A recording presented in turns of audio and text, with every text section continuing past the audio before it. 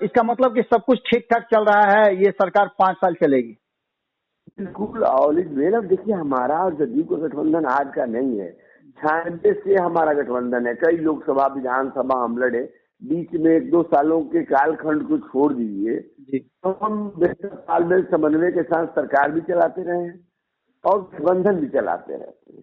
ये गठबंधन में कई घटक दल होते हैं, उनके अलग मुद्दों पर अलग राय होती है। इसको यह मानकर चलना कि गठबंधन में मतभेद है, सरकार गिरने वाली है, मैं बार बार कहता हूँ, जब किसी को असमंजस है, अगर विपक्ष को, कांग्रेस को, राष्ट्रीय जनता दल को, इसको ये अगर शंका है, आशंका है कि एनडीए के पास बहुमत नहीं है, एनडीए में टूट है, तो महामहिम राज्यपाल के पास जाए और कहे कि भाई एनडीए को बहुमत साबित करने के लिए कहा जाए। सदन चल रहा था, अविश्वास प्रस्ताव ला सकते थे, अगर उनके पास बहुमत का आंकड़ा है तो जाए राज्यपाल से कहे कि हमको शपथ दिलाइए, बहुमत का आंकड़ा हमारे पास है। ये झूठ मूठ के एक प्रोपेगेंडा खड़ा करना, हम आ रहे हैं, वो सरकार जाने वाली है, हम आने वाले हैं, ताकि कार्यकर्ताओं का मनोबल बढ़ा रहे, कार्यकर्ता टूटे नहीं। चुनाव में गड़बड़ी हो गई, कभी में गड़बड़ी होती है। देखिए, लोकतंत्र में सत्ता वही चलाएगा जिसके पास बहुमत रहेगा। हमारे पास बहुमत है, हम सरकार चला रहे हैं। विपक्ष के पास बहुमत है तो जगता बाबू भी इस बार नीतीश कुमार को पूरी तैयारी के साथ बुला रहे हैं कि आइए उधर से छोड़ करके।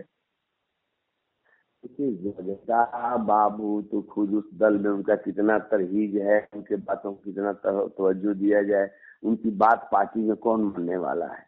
मैं तो हैरान हूँ, जगता बाबू जैसा वरिष्ठ नेता, और जिस दिन अध्यक्ष बने थे उस दिन मैंने कहा था जिस पार्टी का नारा हो भूसा बाल साफ करो, जिस पार्टी ने स्वर्ण गरीबों को आरक्षण देने का लोकसभा के दोनों सदन, लोकसभा और राज्यसभा सदन, संसद के दोनों सदनों में विरोध किया हो, और आप सामान्य जाति के होकर उसके अध्यक्ष बन रहे हैं, तो आपको कितना तवज्जो मिलेगा, कितना महत्व मिलेगा।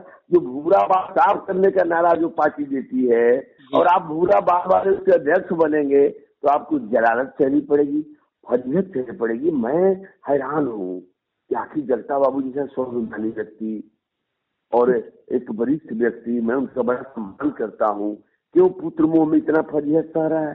कौन सी व्यवस्था है, कौन सी लाचारी है? लेकिन एक तरफ मैं धैर्य की दाद भी देता हूँ, इतना जलालत और फजीहत के बावजूद भी आजाद का दामन छोड़ने को तैयार नहीं है।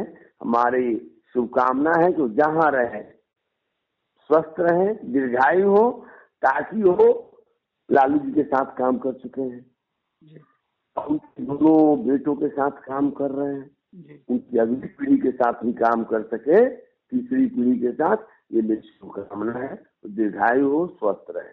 बहुत बहुत धन्यवाद। अगर ये वीडियो पसंद आई और वह बिहार के राजनीति और बिहारियत से सरोकार रखेनी तो सब्सक्राइब बटन दबा के चैनल के सब्सक्राइब कर ली। ओजे एगो घंटी बा, ओकरा बटन दबा देला से कुल सटीक और मारक खबर रुआ मुफ्त में मिल जाई।